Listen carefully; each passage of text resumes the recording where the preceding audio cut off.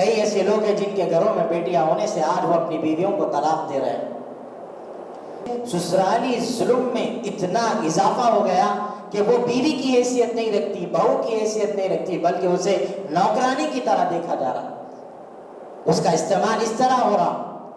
اللہ رحم فرمائے میرے عزیز بزرگوں اور دوستوں، یہی وجہ ہے کہ طلاق کی شرح بڑھ گئی، یہی وجہ ہے کہ خلا کی شرح بڑھ گئی۔ کیوں؟ آخر مسلمان نہیں سمجھتا اگر آپ کے گھر میں بیٹی ہوتی ہے، اللہ کے فرشتے آ کر آپ کو سلام عرض کرتے ہیں اور مبارکباد یہ دیتے ہیں، خدا کی قسم تم کو مبارک ہو، اللہ نے تمہارے گھروں میں برکتوں کا نزول فرمایا ہے۔ اور یہی بیٹیوں کو جو نوست سمجھ کر یہ خیال کرتے ہیں ارے بھائی ان سے ہماری نسل نہیں چل سکتی، ہم کو تو بیٹا ہونا چاہیے تھا، تو یاد رکھیے آپ حضرات کہ اللہ نے بیٹی کے اندر وہ خوبیاں، ایسی عظمتیں رکھی ہیں کہ خدا کی قسم نبی رحمت صلی اللہ علیہ وسلم نے فرمایا کہ اللہ نے اگر آپ کو بیٹی دے دی تو وہ آپ کے لیے جنت میں لے جانے کے ٹکٹ ہے، آپ کی جنت میں جانے کا ٹکٹ بیٹی ہے آپ کی۔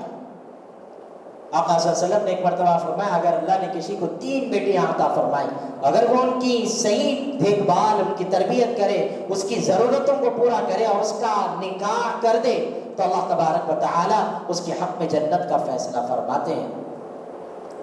تو صحابہ بے چین تھے، انہوں نے فرمایا رسول اللہ اگر 3 بیٹی ہوں گی تو آپ نے بات کہی تھی، اگر کسی کو اللہ نے 2 دی تو کیا ہوگا؟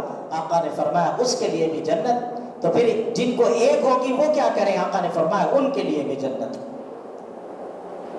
اور آج شرم کی بات ہے کہ ہم لوگ بیٹیوں کے ہونے پر طلاق کی بات پہ آ جا رہے ہیں، نحوست کی بات کر رہے ہیں کہ تم منحوس ہے ہمارے لیے۔ وہ زمانے جاہلیت میں لوگ عورتوں کو منحوس سمجھتے تھے، آج کیا ہم جہالت کی طرف ہے؟ ہمارا دین تو کہتا ہے کہ تمہارے گھر میں بیٹیوں کا آنا رحمت ہے، اللہ کی رحمت ہے۔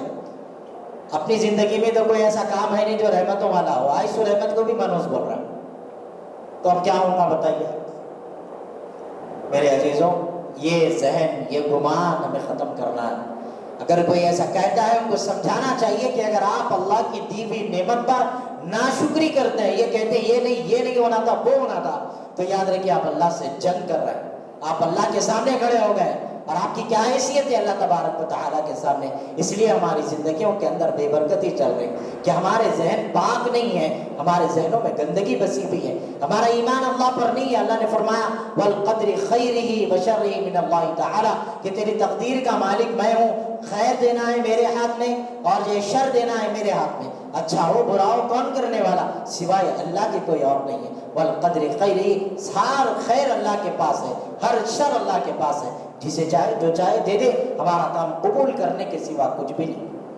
ہاں اگر آپ کوئی چیز چاہتے ہیں، تقدیر میں لکھی کیوں نہ ہو، اگر بدلنا ہے تقدیروں کو تو آقا نے ہمیں ایک ہتھیار دیا، وہ دعا ہے۔ دعا وہ ہتھیار ہے جو ہماری تقدیروں کو بدل دیتا ہے۔